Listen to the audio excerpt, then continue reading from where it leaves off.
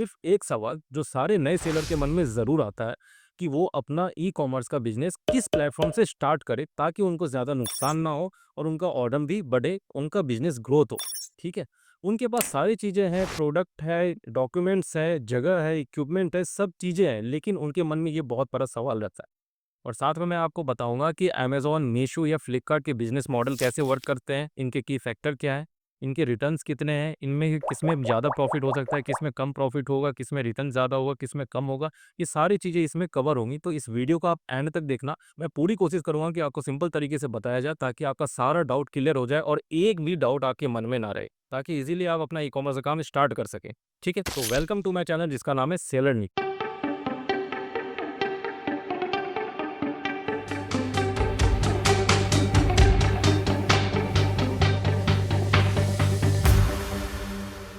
तो सबसे पहले मैं आपको बिज़नेस मॉडल के बारे में बता देता हूँ कि अमेज़न, फ्लिपकार्ट और मीशो के बिज़नेस मॉडल कैसे होते हैं और किस तरीके से वो वर्क करते हैं, ठीक है? तो पहले अगर मैं मीशो की बात करूँ तो मीशो के 2 फाउंडर हैं विदित जी और संजीव जी जिन्होंने 2015 में इस मीशो के प्लेटफ़ॉर्म को लॉन्च किया था। तो पहले जो मीशो का बिज़नेस मॉडल था वो था लिंक शेयरिंग।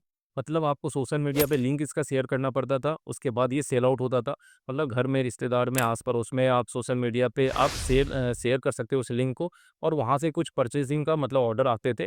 और उसके बाद बीच का कमीशन उनको मिलता था रीसेलर को, ठीक है? लेकिन आज के डेट में मीशो एक डायरेक्ट सेलिंग प्लेटफ़ॉर्म भी हो चुका है जिसमें कस्टमर डायरेक्ट आते हैं और अपना प्रोडक्ट चूज़ करके परचेज़ कर लेते हैं, ठीक है? तो ये था मीशो का। अब अगर अमेज़न की बात करें तो अमेज़न के सिर्फ़ एक ही फाउंडर है जिनका नाम है जेफ बेज़ोस, जिन्होंने 1994 में इसे लॉन्च किया था और वो आज तक अभी चल रहा है। और अमेज़न एक डायरेक्ट सेलिंग प्लेटफ़ॉर्म है जिस पे डायरेक्ट कस्टमर आते हैं और वहाँ पे अपना प्रोडक्ट सेलेक्ट करके परचेज़ करते हैं, ठीक है? और अगर फ्लिपकार्ट की बात करें तो फ्लिपकार्ट के भी 2 फाउंडर हैं जिनका नाम है सचिन जी और बिन्नी जी। इन्होंने 2007 ईस्वी में इस प्लेटफ़ॉर्म को लॉन्च किया था। अब आते हैं दूसरे नंबर पे डॉक्यूमेंट पे, ठीक है? तो डॉक्यूमेंट आपको मीशो पे सबसे कम लगेंगे, मिनिमम डॉक्यूमेंट से आप अपना काम स्टार्ट कर सकते हैं।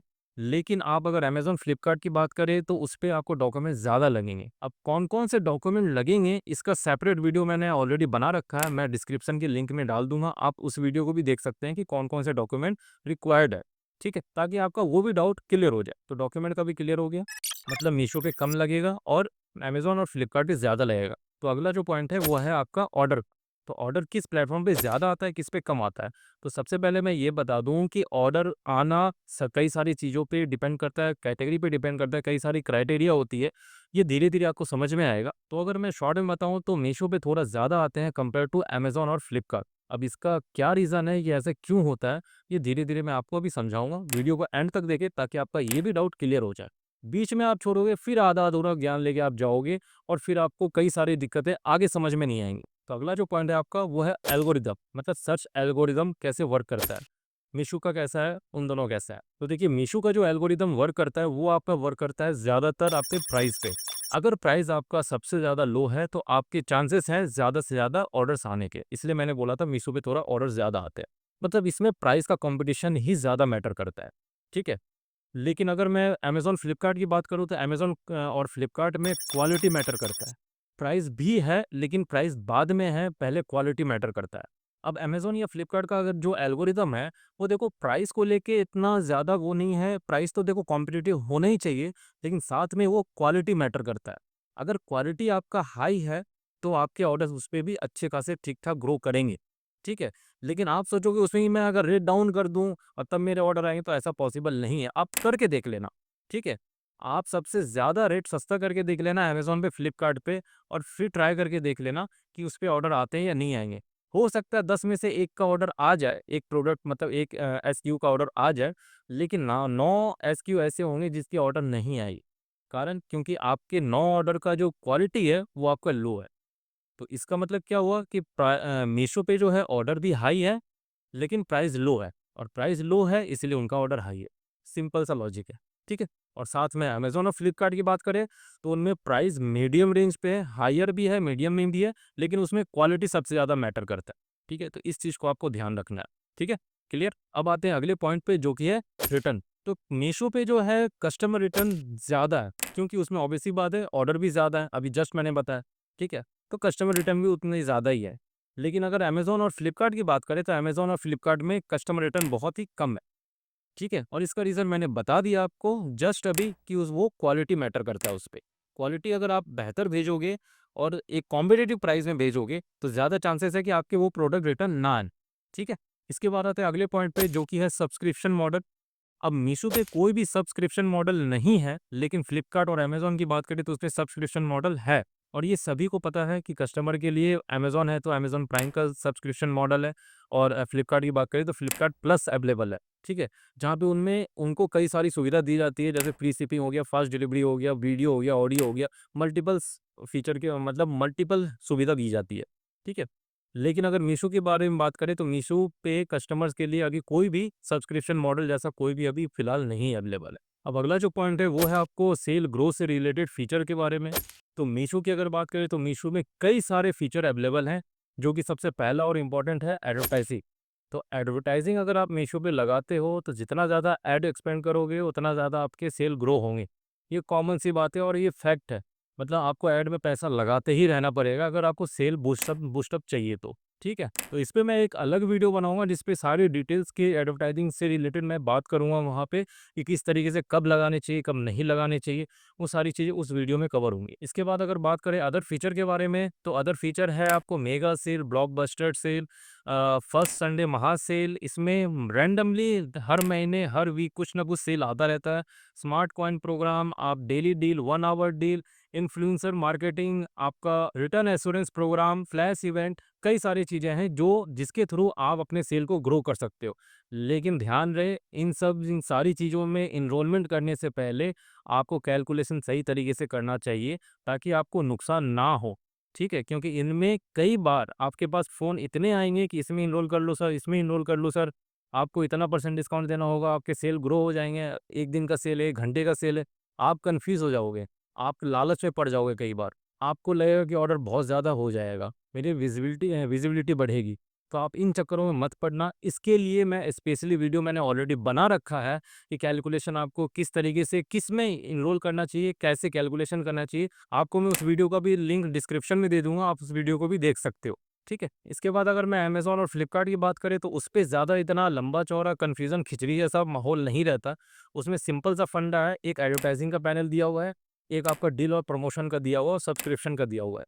कहने का मतलब एडवर्टाइज़िंग तो देखो ये कॉमन है, ये हर जगह आपको मिलेगा ही मिलेगा, ठीक है? ये हर प्लेटफ़ॉर्म पे आपको अवेलेबल है। लेकिन इसके अलावा आप डील लगा सकते हो, इसके अलावा आप प्रमोशन उसमें लगा सकते हो, इसके अलावा सब्सक्रिप्शन वाला मेथड आप उसमें फीचर ऐड कर सकते हो। एडवर्टाइज़िंग आप समझ गए, प्रमोशन समझ गए, डील समझ गए, अब सब्सक्रिप्शन क्या होता है उसमें? तो सब्सक्रिप्शन का मतलब ये होता है कि जैसे आप मान लो कुछ आइटम ऐसा है, जैसे मान लो कस्टमर का कुछ लिक्विडिटी आइटम है जो ख़त्म होने वाला है। जैसे मान लो विम बार या विम जेल लिक्विड आता है या कुछ भी ऐसा डिटर्जेंट आइटम है जो ख़त्म हो जाता है। ख़त्म होने के बाद वापस रीयूज़ करना होता है। तो उन चीज़ों पे आप सब्सक्रिप्शन लगा सकते हैं। तो ये दोनों चीज़ें हैं, आपको ध्यान से सब चीज़ों में एनरोल करना पड़ेगा, ध्यान से आप अपने कैलकुलेशन करने के बाद आपको अप्लाई करना पड़ेगा। तो ये आप लगा लेना आप अपने अकॉर्डिंग जब आप अकाउंट बनाओगे या आप मेरी वीडियो देख लेना या किसी की भी वीडियो देख लेना, आपको क्लियर हो जाएगा। तो ये टॉपिक क्लियर हो गया, ठीक है? तो अब आते हैं नेक्स्ट पॉइंट पे जो कि है लॉजिस्टिक। जैसे अगर मैं मीशो की बात करूँ तो मीशो पे कई सारे लॉजिस्टिक पार्टनर ऑलरेडी अवेलेबल हैं, जैसे डिलीवरी है, इकॉम है, वॉल्मो है, शैडोफैक्स है, एक्सप्रेसबीज है, डीटीडीसी है, मल्टीपल है। जिनमें से वेल्मो जो कुरियर सर्विस है, लॉजिस्टिक सर्विस है, वो मीशो का खुद का है, जिसे फरवरी लास्ट ईयर 2024 में लॉन्च किया गया। ठीक है? बाकी थर्ड पार्टी कुरियर सर्विस है। इसके अलावा अगर मैं अमेज़न और फ्लिपकार्ट की बात करें तो इन दोनों में इनका खुद का कुरियर सर्विस है, अमेज़न में एटीएस है, अमेज़न ट्रांसपोर्टेशन सर्विस और फ्लिपकार्ट की जो कुरियर लॉजिस्टिक सर्विस होती है वो है ई-कार्ट सर्विस, ठीक है? तो इनमें खुद का ईज़ी शिप लॉजिस्टिक है। खुद ही फ्लिपकार्ट के बंदे आएँगे, खुद ही अमेज़न के बंदे आएँगे और वो प्रोडक्ट लेके जाएँगे। लेकिन मीशो की बात करें तो मीशो पे अलग-अलग कुरियर पार्टनर हैं, तो आप अपने अकॉर्डिंग चूज़ कर सकते हो वहाँ पे, ठीक है? ये भी क्लियर हो गया। तो अब आते हैं नेक्स्ट पॉइंट पे जो कि है वेयरहाउस। तो अब अगर मीशो के लिए बोला जाए तो मीशो का खुद का वेयरहाउस अब कुछ समय से चालू हो गया है, जहाँ पे आप अपने प्रोडक्ट को रख कर के वहाँ से सेल आउट कर सकते हैं अदर स्टेट में या किसी भी स्टेट से। और वहीं अगर अमेज़न और फ्लिपकार्ट की बात करें तो ये ऑलरेडी बहुत पहले से अवेलेबल था, जिसका नाम है एफबीए या एफबीएफ, ठीक है? जहाँ पे आप अमेज़न के इस फीचर को यूज़ करके वहाँ के वेयरहाउस में आप अपने प्रोडक्ट को रख के वहाँ से सेल आउट कर सकते हैं, ठीक है? ये भी क्लियर हो गया। अब नेक्स्ट पॉइंट है आपका कैटेगरी का। तो नेक्स्ट पॉइंट जो कैटेगरी का है, देखिए मीशो पे लिमिटेड कैटेगरी है। ठीक है, वो डे बाय डे इंक्रीज़ हो रहा है, कोशिश कर रहा है और भी मल्टीपल कैटेगरी ऐड करने के लिए। लेकिन अगर देखा जाए तो आप अगर कुछ समय पहले जाएँगे, तो पहले आपको ये मिलेगा कि मीशो सिर्फ़ और सिर्फ़ गारमेंट्स मतलब कपड़ों के लिए फ़ेमस हुआ था और आज के डेट में भी कपड़े के ही ऑर्डर ज़्यादा आते हैं। मतलब कपड़े से रिलेटेड रिलेटेड कोई सा भी आप प्रोडक्ट आप डालोगे, तो उनमें चांसेस है कि उसमें आप ग्रो में भी हो सकता है। क्योंकि मीशो का प्रॉपर पहले स्टार्टिंग में टारगेट ही था कि कपड़े ही इस पे सेल आउट होगा। धीरे-धीरे इस पे कैटेगरी ऐड होते चले गए और इसका कैटेगरी थोड़ा-सा बड़ा होता चला गया। लेकिन वहीं अगर अमेज़न और फ्लिपकार्ट की बात करें तो अमेज़न और फ्लिपकार्ट में अभी भी मास कैटेगरी है, मतलब मीशो से अगर कंपैरिज़न किया जाए तो बहुत ही बड़े लेवल पे कैटेगरी आपको मिलेगा वहाँ पे, ठीक है? वहाँ हर एक लगभग ऑलमोस्ट सारे कैटेगरी और सारे प्रोडक्ट आपको वहाँ अवेलेबल मिलेंगे। लेकिन अगर मीशो की बात करें तो वहाँ पे अवेलेबल अभी नहीं है।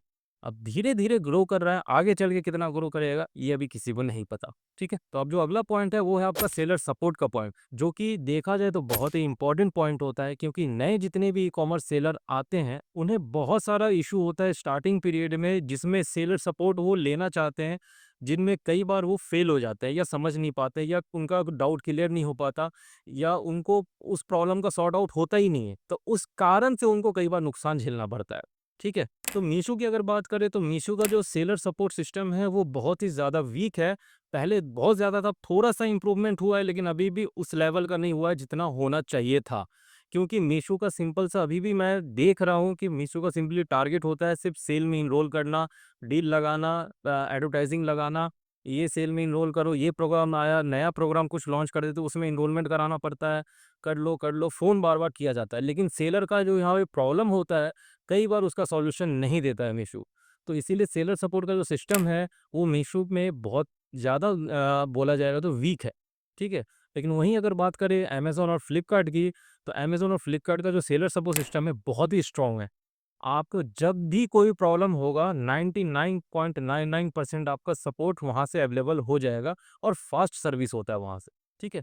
मतलब आपको अगर आज प्रॉब्लम हुआ है तो अमेज़न पे तो इतना फास्ट है कि आप इंस्टेंट वहाँ पे सॉल्यूशन निकाल सकते हो, ठीक है? सेलर सपोर्ट को कॉल करके, चैट करके, ईमेल के द्वारा आप इंस्टेंट सॉल्यूशन निकाल सकते हो। और वही फ्लिपकार्ट पे भी है लगभग। लेकिन मैंने कई बार देखा है कि मीशो पे अगर टिकट जो जनरेट होता है, तो कई बार उसमें प्रॉब्लम में डिले हो जाता है। मतलब जो काम 1 घंटे में होना चाहिए वो 1 दिन में होता है, 1 दिन का काम 10 दिन में होता है, 10 दिन का काम 1 महीने में होता है। ऐसा मैंने देखा है ज़्यादातर में, ठीक है? तो प्रॉपर देखा जाए तो सेलर सिस्टम मीशो का वीक है और अमेज़न फ्लिपकार्ट का थोड़ा स्ट्रॉन्ग है, ठीक है? क्लियर? अब आते हैं अगले पॉइंट पे जो कि है पॉलिसी और टर्म एंड कंडीशन से रिलेटेड। तो देखिए टर्म एंड कंडीशन या पॉलिसी जिसको कहा जाता है, वो अगर मीशो के लिए बोला जाए तो उसमें इतना ज़्यादा स्ट्रॉन्ग नहीं है, ठीक है? मतलब आप जैसे बताया था ना स्टार्टिंग में कि आप मिनिमम डॉक्यूमेंट से स्टार्ट कर सकते हो, आप कम से कम डॉक्यूमेंट लगते हैं, उससे अपना काम स्टार्ट हो जाएगा आपका, ठीक है? तो जब कम डॉक्यूमेंट लगते हैं तो ऑब्वियस सी बात है पॉलिसीज़ भी इसमें मिनिमम है। तो कम से कम पॉलिसीज़ के अनुसार आप अपना काम बढ़ा सकते हो क्योंकि इसको हमेशा सिंपल सा रखा गया है ताकि लोगों को या सेलर को ज़्यादा प्रॉब्लम ना आए और आसानी से आप इसमें इनरोल करके या अपने अकाउंट को बना करके सेल को ग्रो करो या अपने प्रोडक्ट को बेचो वहाँ पे, ठीक है? लेकिन वहीं अगर बात करें अमेज़न और फ्लिपकार्ट की तो इस पे पॉलिसीज़, टर्म एंड कंडीशन बहुत ही ज़्यादा स्ट्रिक्ट है, आपको इससे बहुत प्रॉपर ध्यान देना पड़ेगा क्योंकि आपने अगर थोड़ा-सा भी ढील छोड़ा, तो मेबी हो सकता है या आपने इसको सीरियस नहीं लिया प्रॉपर तरीके से, तो मेबी आपका हो सकता है सेल डाउन चला जाए, विजिबिलिटी कम हो जाए, लिस्टिंग आपका सस्पेंड हो जाए या मेबी हो सकता है अकाउंट ही आपका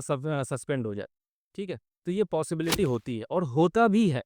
आप अगर अमेज़न, फ्लिपकार्ट की पॉलिसी को स्ट्रिक्टली फॉलो नहीं करोगे, तो आपका वहाँ पे अकाउंट सस्पेंड हो जाता है सीधा, ठीक है? थोड़ा-सा वार्निंग देगा और सीधा सस्पेंड। तो आप ये चीज़ भी नोटिस करके रखना कि आप अगर प्रॉपर तरीके से मैनेज कर सकते हो, तो अमेज़न और फ्लिपकार्ट पे वेलकम है, आप आसानी से उसपे काम मैनेज कर सकते हो। लेकिन आप थोड़ा-सा भी केयरलेस हो या थोड़ा-सा भी आप इम्पोर्टेंस नहीं देते हो या ऑर्डर में डिले करते हो या आज आया ऑर्डर चलो कोई बात नहीं कल भेजेंगे या कोई ना 1 दिन डिले ही लगेगा ना, तो ऐसा अगर करोगे तो भैया फ्लिपकार्ट और अमेज़न से दूर रहना आप, ठीक है? क्योंकि आपका बना-बनाया अकाउंट पानी में फिर जाएगा और आपका सारा मेहनत बेकार चला जाएगा। वहीं अगर मीशो की बात करें तो मीशो पे आप थोड़ा-सा मैनेज कर सकते हो, ठीक है? तो ओवरऑल अगर देखा जाए ब्रांड मॉडल किसका कैसा है, तो मैंने ऑलरेडी आपको समझा दिया और इससे निष्कर्ष यही निकलता है कि मीशो पे ज़्यादातर टारगेट किया जाता है प्राइस को लेके, प्राइस जितना डाउन होगा उतना सेल हाई होगा। ठीक है? ये एक एल्गोरिदम इस एल्गोरिदम पे वर्क करता है। और वहीं अगर बात की जाए आपको बिज़नेस मॉडल अमेज़न या फ्लिपकार्ट के लिए, तो वहाँ पे आपका जो फ़ोकस होता है वो ब्रांड और क्वालिटी के फ़ोकस होता है, जिसमें आपको मेंटेन करना ही करना है। क्योंकि आप जब तक ब्रांड या क्वालिटी मेंटेन नहीं करोगे, तब तक आप उस पे हाई नहीं जाओगे या आप वहाँ पे स्टेबल नहीं हो पाओगे। ठीक है? तो ये था आपका एक बिज़नेस मॉडल जो मीशो, अमेज़न और फ्लिपकार्ट के बारे में मैंने बताया और कोशिश किया है कि आपको सारा चीज़ क्लियर हो जाए और उम्मीद है पूरा क्लियर हुआ होगा। अब नेक्स्ट पॉइंट पे आते हैं जो कि है की फैक्टर के बारे में, थोड़ा-सा इसके बारे में डिस्कशन कर लेते हैं ताकि आपको और ज़्यादा क्लियर हो जाए कि return, fees structure, payment method, disbursement कब तक, कैसा, किसका, कितना होता है, वो सारा आपका क्लियर हो जाए। ठीक है? तो की फैक्टर में सबसे पहला पॉइंट आता है आपका कमीशन के बारे में। तो ये सबको पता है, शायद आपको भी पता ही होगा कि मीशो का कोई कमीशन नहीं है, वो ज़ीरो कमीशन पे वर्क करता है, ठीक है? लेकिन वहीं अगर अमेज़न और फ्लिपकार्ट की बात करें, तो अमेज़न और फ्लिपकार्ट में कमीशन चार्ज किया जाता है, ठीक है? देखो तो वहाँ पे तो आपको ब्रांड मेंटेन किया जाता है, वहाँ आपके क्वालिटी को मेंटेन किया जाता है, वहाँ सेलर सपोर्ट सिस्टम है, सब कुछ प्रॉपर तरीके से चल रहा है, तो इसलिए वहाँ पे प्रॉपर चलाने के लिए फीस लिया जाता है, जो कि वैलिड भी है। लेकिन अब यहाँ पे एक क्वेश्चन ज़रूर आता है, वो क्वेश्चन ये है कि अगर मीशो 0% कमीशन पे वर्क करता है, 0% प्लेटफ़ॉर्म है ये, तो ये कमाता कैसे है? इनका टर्नओवर कैसे बढ़ता है या इनका इनकम कैसे होता है? तो सिंपली इसका इनकम जो होता है 2 तरीके से होता है। वो 2 तरीका है आपका, पहला एडवर्टाइज़िंग और दूसरा उसका शिपिंग, ठीक है? तो पहला मतलब एडवर्टाइज़िंग में आप जो भी पैसा लगाते हो, जो भी आप ऐड लगाते हो उनमें से, तो वो पैसा मीशो के पास कैलकुलेटेड करके चला जाता है और जो लॉजिस्टिक का सिस्टम है, मतलब जो डिलीवरी वाला पैकेट है, वो उसमें से भी कुछ कमीशन मीशो को जाता है। तो हर पैकेट में आपका एडवर्टाइजिंग से भी चला गया और प्लस आपका कुरियर से भी चला गया। तो यहाँ से इनका सोर्स ऑफ इनकम होता है, ठीक है? बाकी यहाँ पे ये ज़ीरो कमीशन सेलर से मतलब सप्लायर से लेता है, कोई कमीशन नहीं, ठीक है? तो अब नेक्स्ट पॉइंट के बारे में बात करें तो ये है प्राइस। तो मीशो पे सबसे डाउन प्राइस होता है, सबसे लोएस्ट प्राइस होता है। अगर मैं अमेज़न और फ्लिपकार्ट से कंपेयर करूँ तो उसके थोड़ा हाई रहेगा, जिसके बारे में शायद आपको पता होगा या अब पता चल जाएगा। देखो मीशो जो है वो ज़ीरो कमीशन पे वर्क करता है, तो इसका मतलब उसका बीच का मार्जिन जो है वो खत्म हो गया, तो प्राइस डाउन चला जाता है। ये ज़्यादातर टायर 2 और टायर 3 वाले सिटी में कवर करता है, मतलब उनका जो टारगेट ऑडियंस है वो टायर 2 के हैं, टायर 3 के हैं, जहाँ पे सस्ते प्रोडक्ट लेना ज़्यादा प्रेफ़र्ड करते हैं, ठीक है? वो मीशो के ज़्यादातर कस्टमर ऐसे हैं जिनको चाहिए ₹100 का आइटम, लेकिन उनको चाहिए ₹1000 वाला क्वालिटी, ठीक है? जो कि पॉसिबल नहीं होता, ये सप्लायर भी समझते होंगे, क्योंकि मीशो के जो कस्टमर है ना, वो हमेशा एक बात भूल जाते हैं कि अगर उनको सस्ता प्राइस चाहिए ना, तो थोड़ा-सा क्वालिटी में तो कॉम्प्रोमाइज़ करना पड़ेगा। अब ऐसा भी नहीं क्वालिटी कि भंगा वाला आइटम या सेकंड हैंड या मतलब एकदम बेकार आइटम हो। वो कुछ सप्लायर हैं, वो होते होंगे, एक्सेप्शन देखो हर जगह है। क्योंकि देखो सिंपल सी बात है, कोई भी सप्लायर अगर सेल करने के लिए प्रोडक्ट आया है तो वो सिंपल सा 2 पैसे कमाने के लिए आया है। कुछ एक्सेप्शन को छोड़ करके ज़्यादातर सेलर का कोशिश यही रहता है कि मेरा माल बिके, मेरा माल की क्वालिटी अच्छी हो, मैं ज़्यादा से ज़्यादा अच्छी क्वालिटी कम से कम रेट में दूँ ताकि मेरा सेल ग्रो हो। सबका यही कोशिश रहता है। लेकिन इस कोशिश के परे उनका जो मीशो का जो कस्टमर हब है या कस्टमर जो बोला जाए, वो उनका सोच एकदम बिल्कुल अलग होता है। उनका सोच ये रहता है कि आपको ₹100 का आइटम में ₹1000 वाली क्वालिटी होनी चाहिए, जो कि पॉसिबल नहीं है बॉस। अगर आपको ₹1000 वाली क्वालिटी चाहिए, तो आप अमेज़न पे जाइए, फ्लिपकार्ट पे जाइए, लेकिन वहाँ तो वो लोग जाएँगे नहीं, वहाँ से खरीदेंगे नहीं, खरीदेंगे तो भैया मीशो से ही। और मीशो पे खरीदेंगे भी, सस्ता रेट भी चाहिए, क्वालिटी भी उनको अच्छी चाहिए और उसके बाद अगर थोड़ा-सा भी 19-20 हुआ, तो वो तुरंत रिटर्न कर दें, ठीक है? जिसके कारण जिसका हर्जाना सेलर को उठाना पड़ता है। कई बार तो मीशो के कस्टमर ऐसे भी होते हैं, खैर ये हर जगह है, लेकिन मीशो में सबसे ज़्यादा है कि आप भेजोगे कुछ और आएगा वापस कुछ और। आपने भेजा मान लो एक साड़ी का सेट भेजा है, लेकिन आएगा वहाँ से एक कटा फु पुराना एक पोछा लगाने वाला कपड़ा। तो ये कई बार फेस करना पड़ता है और ज़्यादातर सेलर को, सप्लायर को फेस करना पड़ता है। यही एक फ़र्क होता है, सबसे बड़ा फ़र्क होता है, जिसके कारण रिटर्न रेशियो भी कंट्रोल होता है। मतलब अगला जो पॉइंट है मेरा वो रिटर्न पे ही है। सेल अगर ज़्यादा होगा तो ऑब्वियस सी बात है रिटर्न भी ज़्यादा होगा, ठीक है? और ख़ास करके मीशो पे तो ज़्यादा रिटर्न होगा ही होगा, क्योंकि उसपे कस्टमर का मेंटालिटी कैसा होता है मैंने आपको ऑलरेडी बता दिया, समझा दिया कि किस तरीके के वहाँ कस्टमर पाए जाते हैं। लेकिन अगर वहीं पे अमेज़न की बात करें तो अमेज़न पे ऑर्डर थोड़ा लिमिटेड है, लेकिन वहाँ सेलेक्टेड कस्टमर है। ज़्यादातर उनको क्वालिटी से मतलब है। ज़्यादातर कस्टमर को अमेज़न या फ्लिपकार्ट की बात करें तो वहाँ के कस्टमर क्वालिटी प्रेफर्ड करते हैं, ना कि प्राइस। प्राइस तो होता ही, अब ऐसा नहीं कि 100 रुपए वाला आइटम आप 2000 में बेचोगे क्वालिटी बोल के तो बिक जाएगा, ऐसा पॉसिबल नहीं है, ठीक है? मतलब 100 रुपए वाला आइटम अगर अमेज़न और फ्लिपकार्ट पे आप क्वालिटी मेंटेन करते हुए अगर आप सेल करते हो ना, तो वहाँ ज़्यादा चांस है कि आप वहाँ अच्छे से लेवल पे स्टेबल कर सकते हो या ग्रो कर सकते हो। और दूसरी सबसे मेन इम्पोर्टेंट कि वहाँ से रिटर्न रेशियो भी बहुत कम आएगा, क्योंकि आप सिंपली वहाँ पे क्वालिटी मेंटेन कर रहे हो और कस्टमर को कॉम्पिटिटिव प्राइस ही मिल रहा है, मतलब बेस्ट प्राइस ही मिल रहा है। तो वहाँ कोई भी कस्टमर नहीं चाहेगा कि वहाँ से वो रिटर्न करे, ठीक है? क्योंकि सबसे पहली बात कि अगर अमेज़न, फ्लिपकार्ट के कस्टमर ने बुक किया है प्रोडक्ट, तो ज़्यादातर का इंटेंशन उनको रिसीव करने का ही होता है, मतलब रखने के लिए होता है, मतलब ज़रूरत है उनकी तभी उन्होंने मँगाया है। लेकिन अगर मीशो की बात करें तो मीशो पे तो कई बार ज़्यादातर टाइम पास के लिए ही मँगा लेता है कस्टमर, या एक्सचेंज करने के पर्पज़ से, मेंटालिटी एक्सचेंज करने का रहता है, कई बार उस पर्पज़ से भी कस्टमर मँगा लेता है। लेकिन अभी के टाइम पे मीशो भी बहुत ज़्यादा काम कर रहा है इन चीज़ों पे, जिसके कारण डिफरेंट आइटम पे बहुत ज़्यादा लगाम हो गया है। आज के डेट में मीशो पे भी डिफरेंट आइटम कुछ हद तक क्या बहुत हद तक कंट्रोल हो चुका है। जहाँ पे सेम भेजो तो सेम ही प्रोडक्ट लगभग आ ही जाता है। और अगर अमेज़न और फ्लिपकार्ट की बात करें तो इसमें ऑलमोस्ट सबसे ज़्यादा लगाम हुआ है, ना के बराबर आपको डिफरेंट आइटम आए, ठीक है? तो मैंने इसमें कमीशन के बारे में बता दिया, प्राइसिंग के बारे में बता दिया, यहाँ पे टारगेट ऑडियंस के बारे में बता दिया, प्लस रिटर्न रेशियो के बारे में बता दिया, किस पे ज़्यादा है, किस पे कम है, सारा क्लियर कर दिया। अब अगले पॉइंट पे आते हैं जो कि है आपका पेमेंट, डिसबर्सल अमाउंट। मतलब पेमेंट, आप तो माल भेज रहे हो, तो माल का पेमेंट भी आएगा। तो पेमेंट भैया मीशो पे जो आएगा वो 7 दिन के बाद आता है। मतलब आज आपने भेजा तो 7 दिन के बाद आपके अकाउंट में पेमेंट आना शुरू हो जाएगा। और ये डेली बेसिस पे आता है, मतलब आपका अगर साइकिल डेली का है, डेली आप ऑर्डर भेजते जा रहे हो और लगातार मेंटेन करते जा रहे हो, तो आपके अकाउंट में हर ऑर्डर के 7 दिन के बाद मतलब एक तरह से रेशियो साइकिल बन जाएगा और डेली पेमेंट आना शुरू हो जाएगा, डिपेंड ऑन आपका ऑर्डर रेशियो। और वहीं अगर अमेज़न और फ्लिपकार्ट की बात करें तो अमेज़न का 7 डेज़ का होता है, तो 7 डेज़ के बाद ही वो ट्रांसफ़र करता है, लेकिन वो वीक में 1 ही बार ट्रांसफ़र करेगा। अब अगर फ्लिपकार्ट की बात करें तो फ्लिपकार्ट भी 10 दिन में ट्रांसफ़र करता है, लेकिन वो हर दूसरे दिन ट्रांसफ़र करेगा। मतलब मीशो डेली ट्रांसफ़र कर रहा है, अमेज़न आपका 7 डेज़ पे कर रहा है, मतलब हफ्ते में 1 बार ट्रांसफ़र करेगा, सारा कैलकुलेशन करके, और फ्लिपकार्ट जो है वो हर दूसरे दिन ट्रांसफ़र करेगा। तो यहाँ पे 3 सिनेरियो बन जाता है, तो आप इस चीज़ को भी समझ लेना।